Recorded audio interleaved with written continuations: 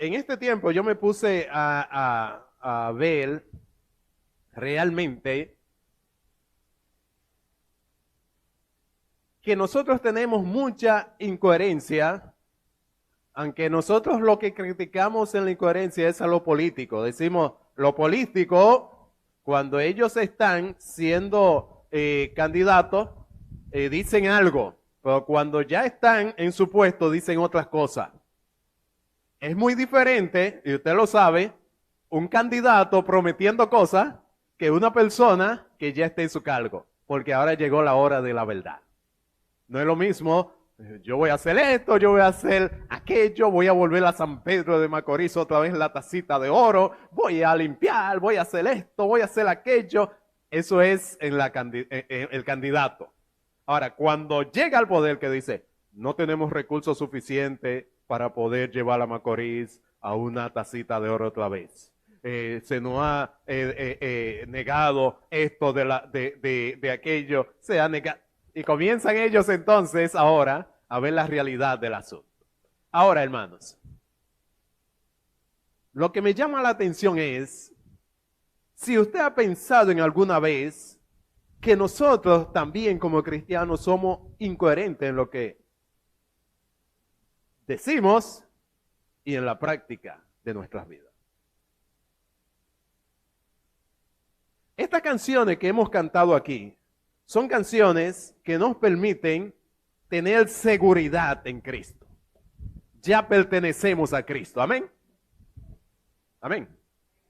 Digo, ya yo pertenezco. Suerte que la canción dice así. Ya yo pertenezco a Cristo. Yo no sé usted. Si usted pertenece, ya usted pertenece a Cristo. Pero ya yo pertenezco a Cristo. Porque Él vive, yo no temo al mañana. Esas son canciones que cantamos, ¿eh? Y muy lindo que sonaban ustedes. Son canciones. Porque Él vive, yo no temo al mañana. Porque yo sé que mi futuro es Cristo. Su mano es que me sostiene. La mano de Dios es que me sostiene. Su espíritu es que me guía. Y si eso es que me sostiene su mano y su espíritu es que me guía, mi vida en victoria todo el tiempo tiene que ir. ¿Y cómo cantamos? Dios ha sido bueno. Oh, Dios ha sido bueno, hermanos, para con nosotros. Pero en cantar, en decir y en la práctica, yo encontré, yo no sé en su vida, usted solamente, hermano, tome este mensaje como que si yo estoy predicándome a mí mismo y si algo a usted de lo que yo estoy diciendo para mí mismo le puede servir a usted, que Dios ayude y que usted pueda analizar bien lo que estoy diciendo.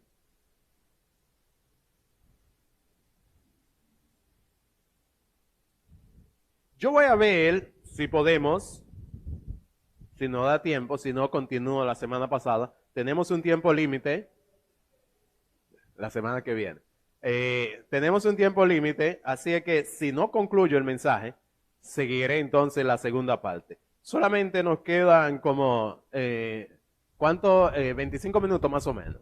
25 minutos más o menos. Así que vamos a ver cómo puedo en estos 25 minutos poder llevarle algunas de las cosas que he encontrado en cuanto a que nosotros debemos acabar, vamos a ir acabando, hermano. Es algo que nosotros debemos de entender para ir acabando con lo que, con lo que es la incoherencia en nuestras vidas. De modo que lo que nosotros decimos pueda ser realmente lo que hacemos en la práctica. Un ejemplo, hermanos. La primera incoherencia que yo puedo ver que hay en nosotros. Yo sé que nosotros creemos en Cristo. Si yo le pregunto aquí a todos, ustedes van a creer que Jesucristo vino, murió, Jesucristo dio su vida por cada uno de nosotros. Aún usted va a creer que Jesucristo resucitó. Usted ha creído en Cristo. Usted ha creído, cree en Cristo. Ahora, la pregunta es, ¿le creemos a Cristo?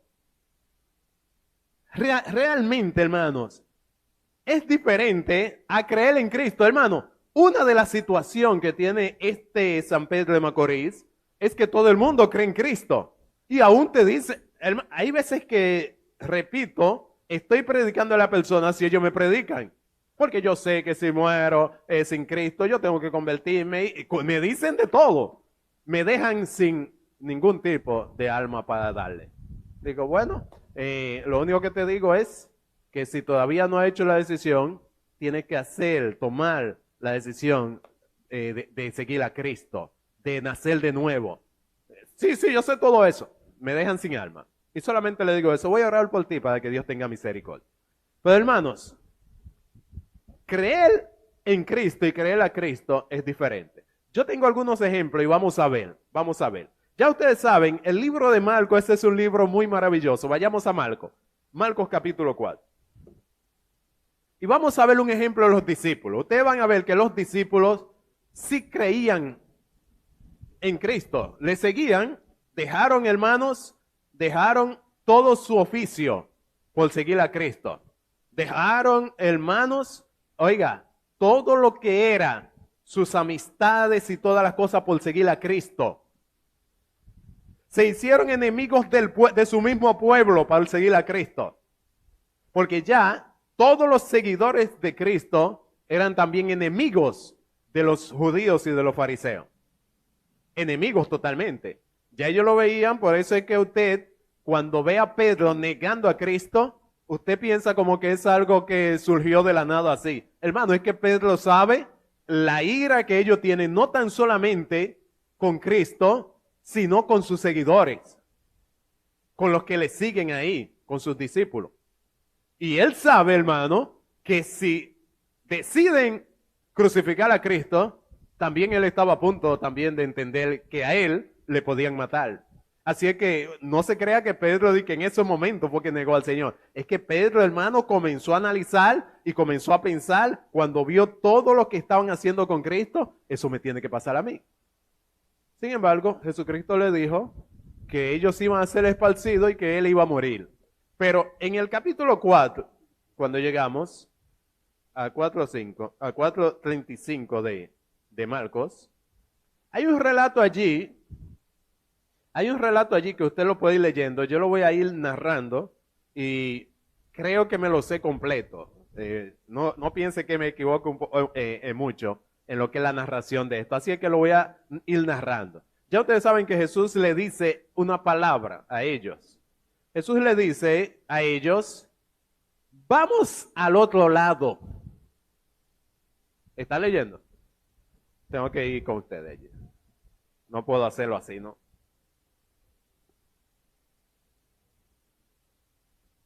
Marcos capítulo 4. Es imposible así. Vamos, Marcos capítulo 4. Los que están en sus hogares también, acompáñenme en este capítulo de Marcos capítulo 4.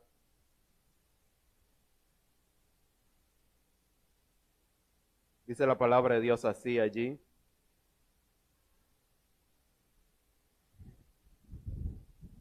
En aquel día, cuando llegó la noche, les dijo, pasemos al otro lado. ¿Qué fue lo que Jesús dijo?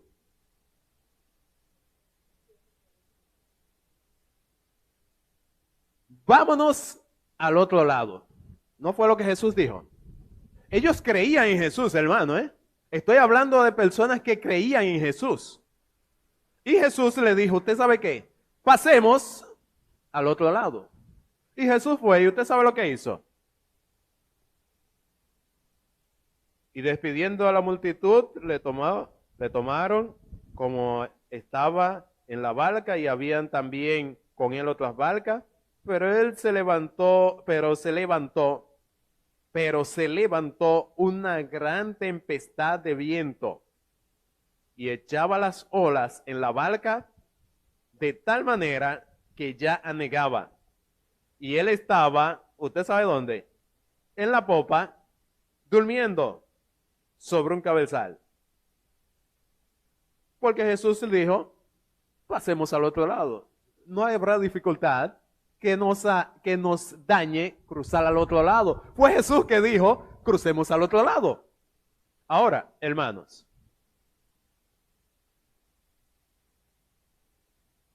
Dice la Biblia que cuando ellos vieron la tempestad, se olvidaron inmediatamente. ¿Usted sabe de qué? De lo que Jesús dijo. Pasemos al otro lado. Y dice la Biblia, y le dijeron, maestro, no tiene cuidado que perecemos. Asustado totalmente. Y levantándose, reprendió el viento y le dijo al mar, calla, enmudece. Y cesó el viento y se hizo grande bonanza. Y oigan lo que Jesús le dice. Yo siempre decía, ¿por qué Jesús le dice eso? Y él les dijo, ¿por qué estáis así amedrentados? ¿Cómo no tenéis fe? ¿Por qué estáis así amedrentados? ¿Por qué? Y yo le hubiese dicho, Señor, pero tú no estás viendo la tempestad que hay. Y tú no estás viendo que ese barco, como nos estaba llevando esos vientos. Y dice él, pero ¿por qué estaba amedrentado? Y yo me preguntaba, ¿y por qué el Señor le dijo así? Él sabe por qué. Y después la respuesta que me puso en el corazón es que yo le dije que vamos al otro lado. No tienen que estar amedrentados. Luego lo que pase en ese lazo de tiempo no importa, porque yo estoy aquí y vamos a ir al otro lado. Ahora, hermanos, eso pasó con los discípulos que habían creído en él y que habían dejado todo por seguir a Jesús. Pero en el momento real de creerle a Jesús lo que él había dicho, es muy diferente, ¿usted sabe qué? A estar creyendo en Jesús de manera solamente, Jesús es el que hace milagros, Jesús es el que hace, el que levantó a la suegra de Pedro, Jesús es el que sanó al ciego, así es Jesús.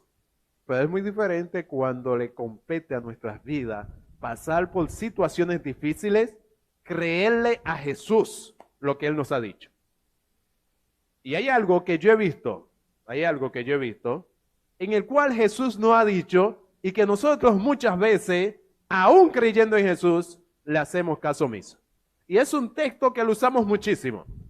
Pero en el momento de la práctica, yo veo, o en mi vida, porque yo hice un análisis, un examen de mi vida y dije, reprobado. Me reprobé inmediatamente. Digo, wow, reprobado totalmente. Tengo que arreglar cosas en mi vida.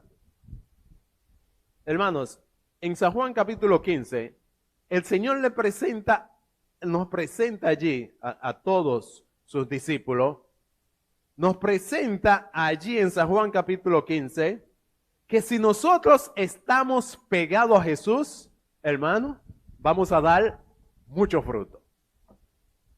Porque estamos pegados, ¿usted sabe de qué? De Jesús, el que nos nutre todas nuestras necesidades. Jesús es el que nutre todas las necesidades que tenemos. Y Él dice, si ustedes se quedan pegados a mí, si ustedes se quedan allí, ustedes van a dar mucho fruto. Y Él dice algo que nosotros le hacemos caso en algunas ocasiones. Pero Jesús dijo algo que nosotros debemos de creerle a Jesús. ¿Usted sabe qué dijo Jesús? En el versículo 5 de San Juan 15. Permanezcan en mí. ¿Ustedes saben por qué? Porque separado de mí, algunas cosas pueden hacer. Ese nada, hermano, es lo que nosotros no le creemos a Jesús. Nosotros creemos algunas cosas que separado de Jesús no podemos hacer. Pero hay cosas que nosotros entendemos, decisiones diarias que nosotros tenemos que tomar, que nosotros decimos, eso lo hago yo. Tal vez usted no lo dice con esa palabra, pero usted ni se acuerda que necesita a Jesús. Usted y yo muchas veces tomamos decisiones, hacemos cosas, negocios, tomamos trabajo, tomamos viajes, hacemos esto y después es que en el viaje o lo que sea oramos, Señor, aprueba esto que yo decidí. Aprueba esto. Señor, ponle el sello de aprobado. Hermano, y no es eso que está diciendo el versículo allí o todo, no tan solamente ese versículo, la enseñanza de Jesús es que Jesús es el que nos nutre y nos sustenta en toda nuestra vida. No existe algo en que nosotros podamos decir que lo podemos hacer sin Jesús si pertenecemos a Él. ¿Cuánto lo creen así? Oiga, repito de nuevo, no existe nada, eso no lo digo yo, Jesús dijo, separado de mí, nada podéis hacer. Eso significa, hermano, ¿usted sabe qué? Eso significa que cada decisión, cada problema que yo tengo, necesidad, esto, oiga, yo no puedo tomar las decisiones por mí mismo, porque yo no soy autosuficiente. Yo dependo de mi Señor para que me nutra de sabiduría. Yo dependo de mi Señor para que me provea. Yo dependo de mi Señor para que me dé sabiduría en esto. Yo dependo de mi Señor. Eso es lo que está diciendo el texto. Dependemos totalmente de Cristo para todas las áreas de nuestras vidas. Analícelo usted. Yo lo tuve que analizar. Y hay áreas en nuestra vida que yo dije, verdaderamente, hay áreas que yo he dicho, Jesús, tú no tienes que ver con esto. Esto es mío. Y no lo estoy diciendo así literalmente, pero en la práctica de mi vida, eso es lo que estoy diciendo. Yo sé hacer esto, no importa. Yo lo hago porque yo sé hacerlo. O yo puedo tomar esa decisión porque yo tengo el dinero, yo tengo los recursos, lo puedo hacer la decisión. ¿Qué es lo que hay que comprar? Tengo que comprar esto. Sí, yo tengo el dinero, lo tomo. Hermanos, lo que nos está diciendo el Señor allí, eso es creerle a Cristo. Cristo nos está diciendo que separado de Él, fuera de lo que es esa provisión de Cristo para nuestra vida, nada podemos hacer. Hermano, oiga bien, nada podemos hacer. Quédese en su mente eso. Nada podemos hacer. Así que, hermanos, esto es parte de lo que nosotros somos incoherentes al decir, yo creo en Cristo, pero muchas veces creerle a Cristo en lo que Él dice es muy diferente en nuestras vidas. Muy diferente. Esto es un punto que yo veo que muchas veces en nuestras vidas estamos faltos. En creerle a Cristo lo que Él dice. Así que Dios nos ayude en este punto y que nosotros podamos, hermano, acabar con esa incoherencia. Y que nosotros podamos en nuestras vidas. Eso significa, oiga lo que significa eso. Eso significa lo que Jesús ha dicho todo el tiempo. Orad sin cesar. Perseverando en la oración. Eso es lo que implica eso. Porque eso implica, ¿usted sabe qué? Que en nuestra vida, en todas las cosas que vamos a hacer, tenemos que orar. Así que, hermanos, oiga esto, para que no equivoque. Yo no le estoy diciendo que venga a orar a la iglesia todo momento para... No. Es que usted tiene que estar en todo momento comunicado. ¿Usted sabe con quién? Con el que le nutre todas las cosas. Con el que puede hacer que las decisiones que usted tome no vayan en contra de lo que Dios tiene preparado para usted. Tiene que estar, hermano, en consonancia con lo que Jesús tiene para su vida y con las decisiones que usted y yo debemos tomar. Hay decisiones que usted y yo podemos tomar que muchas veces Dios va a hacer que salga mal. ¿Usted sabe por qué? Porque es que no va con lo que es su voluntad para mi vida. Así que, hermanos, si usted es de lo que toma decisiones sin orar a Dios, si en ese momento de su vida, tenga cuidado, porque Dios, si usted es hijo de Él, tiene un plan para su vida y Él va a hacer que esas decisiones malas que usted tome le traigan consecuencias y usted tenga que, ¿usted sabe qué? Reconocer que necesita de Dios.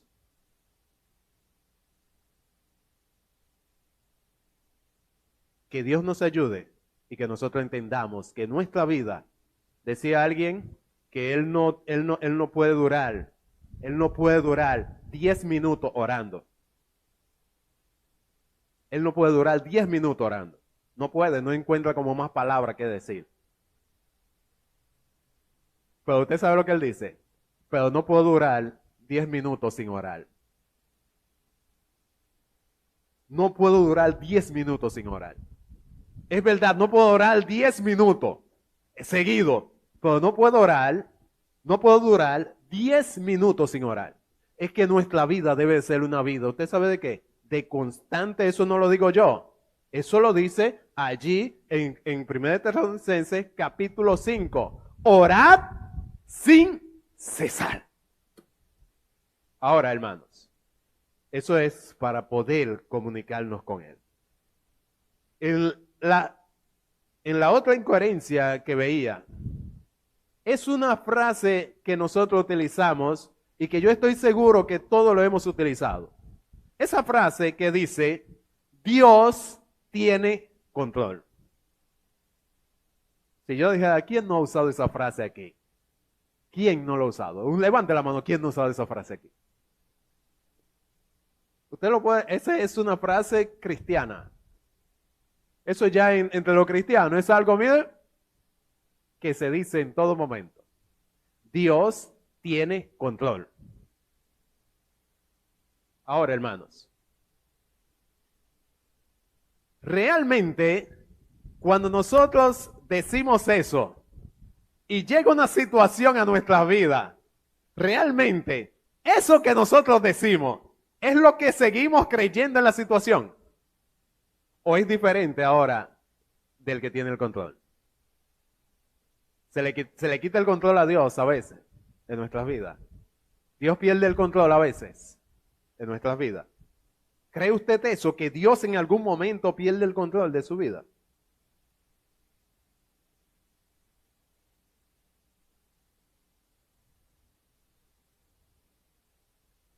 Hay un versículo que yo quisiera que leamos.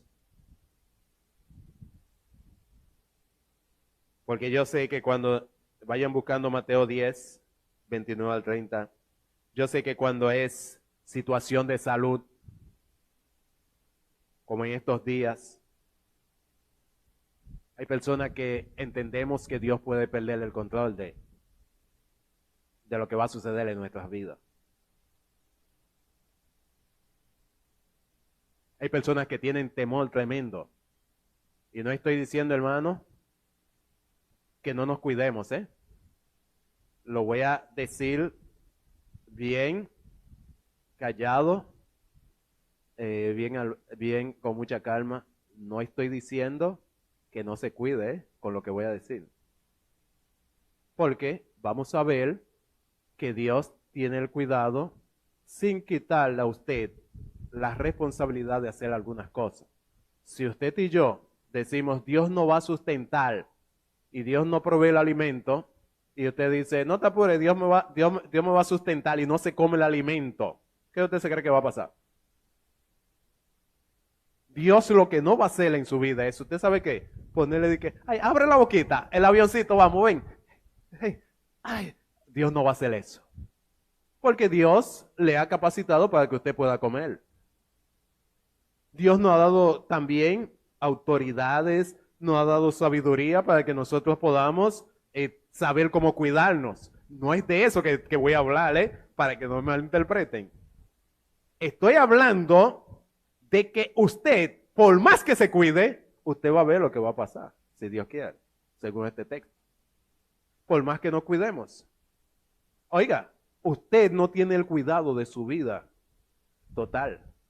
Podemos utilizar las medidas, pero el cuidado de nuestra vida lo tiene Dios. Y usted y yo tenemos que confiar en eso. Si no confiamos en eso, hermano, usted sabe qué está pasando. Que eso que decimos que Dios tiene el control, lo que estamos diciendo es, Dios puede perder el control en algún momento de nuestras vidas. Dios tiene control hasta cierto límite, pero en cuanto a una pandemia, no, Dios no tiene control de eso. En cuanto a algo que me puede dañar, Dios no tiene control de esto. Y yo quiero leerle un pasaje para darle a la iglesia una tranquilidad de venir aquí, hermanos, tomar la medida y estar tranquilo, sin estar nervioso, asustado, porque lo que Dios tiene para nosotros, hermanos, ¿usted sabe qué? Oiga, usted puede estar donde quiera y esa flecha que va a salir, va a ir donde usted. porque Dios tiene el control de todo. Esa flecha que va a ir, mire, buscando hasta ¡can! Usted puede estar seguro que si es la voluntad de Dios. Por el texto que le voy a leer. Eso no soy yo que lo digo, ¿eh? Vayamos al texto para que no me... Veo algunos como que me miraron mal. Que Giovanni está loco. Vamos al texto. El Señor está hablando acerca de el peligro que va a existir a los discípulos de que pueda ser posible que ellos tengan que morir por causa de Cristo. Y el Señor lo está preparando de una manera que ellos puedan entender algo que Él quiere enseñarle. Él quiere decirle, miren, oigan, es cierto que pueden hacer eso con usted, pero no le teman a los que matan el cuerpo, porque ellos lo único que pueden hacer es matar el cuerpo. ¿Usted sabe a quién le tienen que temer? A Dios, que puede matar no tan solamente el cuerpo, sino que también puede destruir el alma en el infierno. Y oiga lo que le va a decir ahora. Mateo capítulo 10, versículo 29. Oiga lo que le va a decir ahora. ¿Están allí? Mateo 10. ¿Cuánto me queda? Percy. Percy. 15. ¿Tanto? Vayan haciéndome señas, Percy, ahí.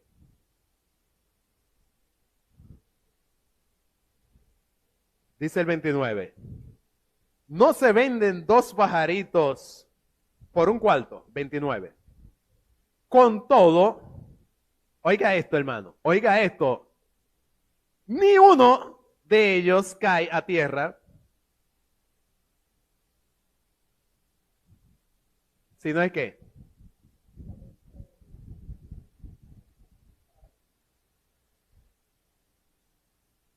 no, los pajaritos. ¿Y qué valor tiene unos pajaritos que no sé, que sea tan especial que Dios tiene que mostrar esto aquí? Hermano, nos va a enseñar, ¿usted sabe qué? De esos pajaritos a nuestras vidas, que sí tienen alma. Estos pajaritos se ven, es lo que él dice, no se venden. Esos son pajaritos para comérselo. Sin embargo, esos pajaritos que se venden para comer, usted sabe lo que él dice, ni uno de ellos cae a tierra sin vuestro Padre.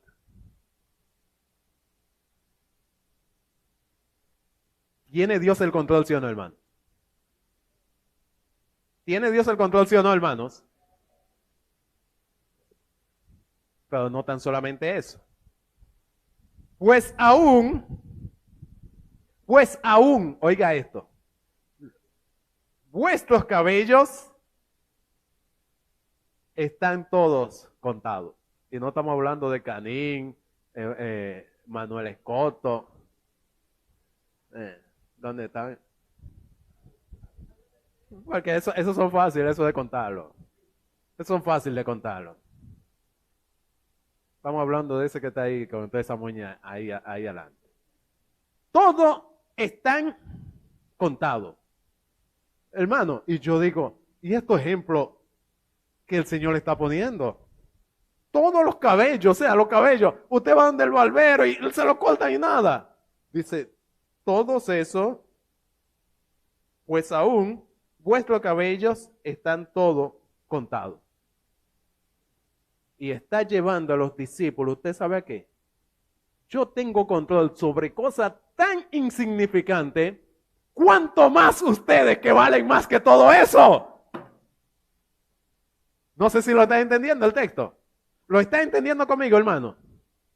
Si Dios tiene control aún de las avecitas que se venden para comer, que ninguno de ellos va a caer si no es por su Padre, que aún nuestros cabellos, Dios sabe cuánto tenemos, que sabe, tiene 8 millones, tanto y tanto de pelo en la cabeza. ¿Quién ha contado eso? Nadie. Dios lo tiene contado. ¿Tiene control, sí o no, hermano? ¿Tiene control, sí o no, Dios? ¡Wow, hermano! Yo digo, Dios tiene un control tremendo. Y dice, así que no temáis, versículo 31.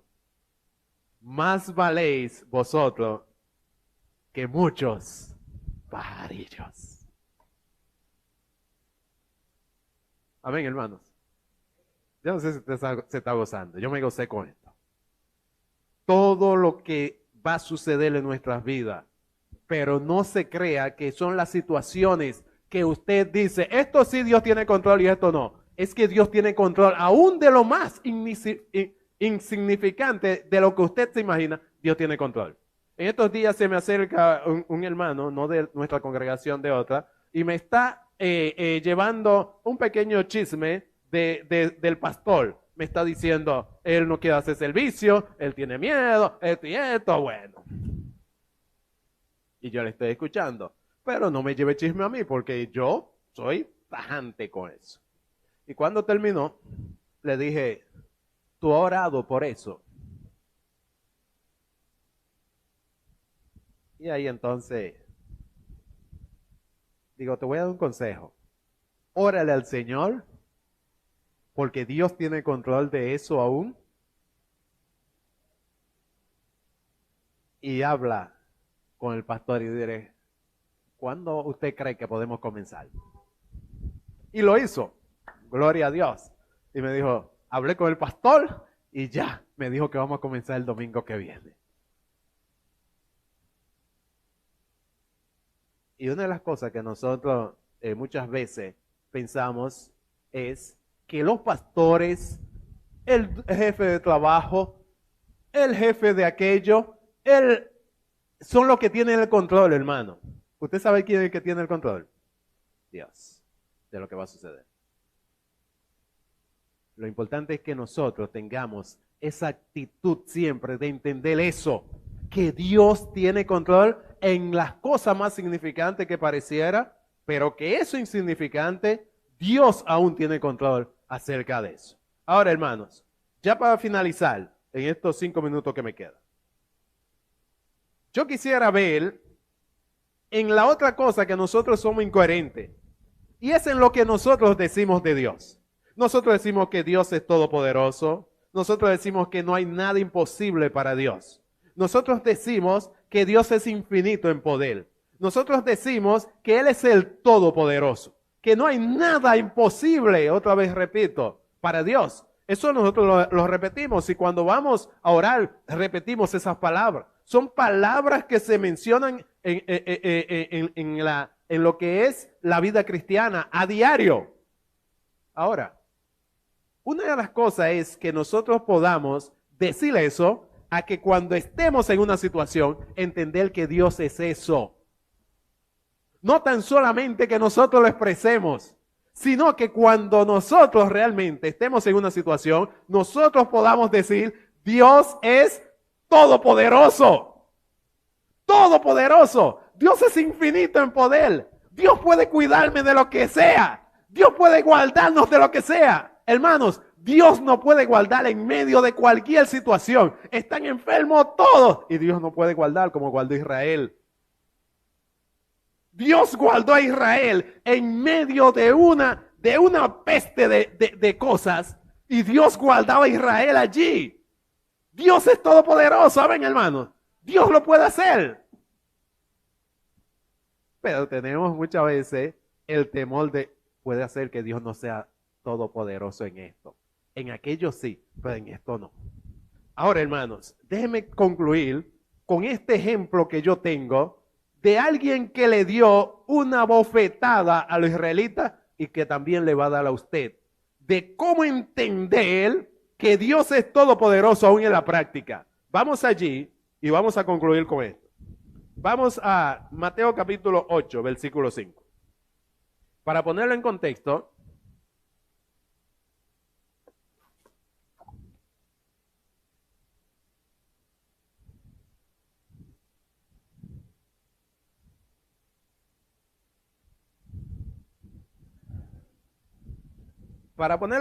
hermano, hay un siervo de un centurión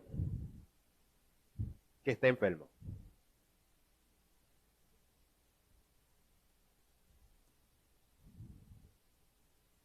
Este centurión ha oído acerca de Jesús.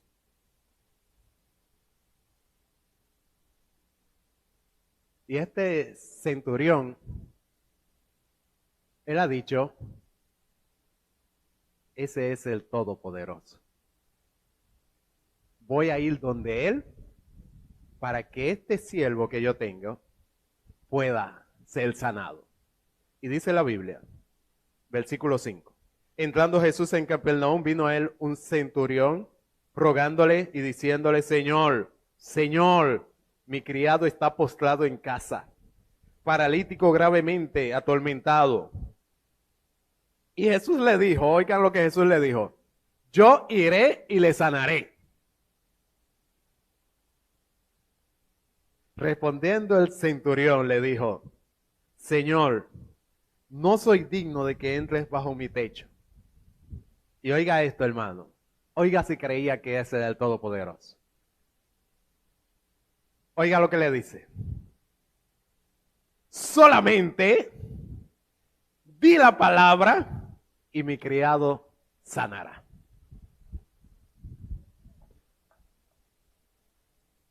¿Qué le parece, hermano, eso? Hermano, yo estoy seguro que cada uno de nosotros, ay, sí, Señor, ven, por favor, ven. Este centurión, ¿usted sabe lo que entendió? Pero este es el Todopoderoso. Él no tiene que coger y que para mi casa. Él solamente tiene que decirlo. Él solamente tiene que expresar. No fue con la palabra del Señor que fueron hechas todas las cosas. Eso es lo que dice la Biblia. Oiga, un centurión, hermano, tiene más conocimiento de nosotros, de Dios, en cuanto a lo que es su poder. Porque fue por la palabra de Dios que fueron hechas todas las cosas. Y él dice, oiga, tú no tienes que ir, solamente tienes que hacer algo. Solamente di la palabra y mi siervo sanará. Ay, hermano, y cuando el Señor, que no lo sorprendió, el Señor sabía todo eso. Pero el Señor quiso resaltar para que pudiera darle un pecozón a estos judíos y aún a sus discípulos de lo que es verdaderamente un conocimiento en la práctica de lo que es Jesús, el Todopoderoso. Yo no sé si ustedes acuerdan con Marta y María. ¿Usted sabe lo que dijo Marta y María? Si tú hubieses estado en mi casa, mi hermano no hubiese muerto.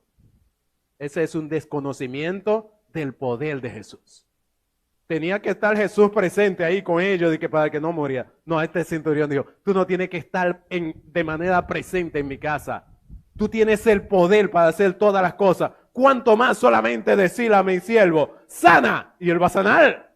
Tú eres el Todopoderoso. No hay nada para ti imposible. Tú eres el que tiene todo poder para hacer todo. Di solamente la palabra, y dice el libro. Porque también, oiga el ejemplo que él puso, maravilloso ejemplo. También yo soy hombre bajo autoridad y tengo bajo mis órdenes soldados y a este le digo, ve, y él va. Y al otro ven y viene. Y a mi siervo hace esto y lo hace. Y al oír Jesús se maravilló. Y dijo a los que le seguían, de cierto os digo, ni aún en Israel he hallado tanta fe. Oh, hermanos, seamos coherentes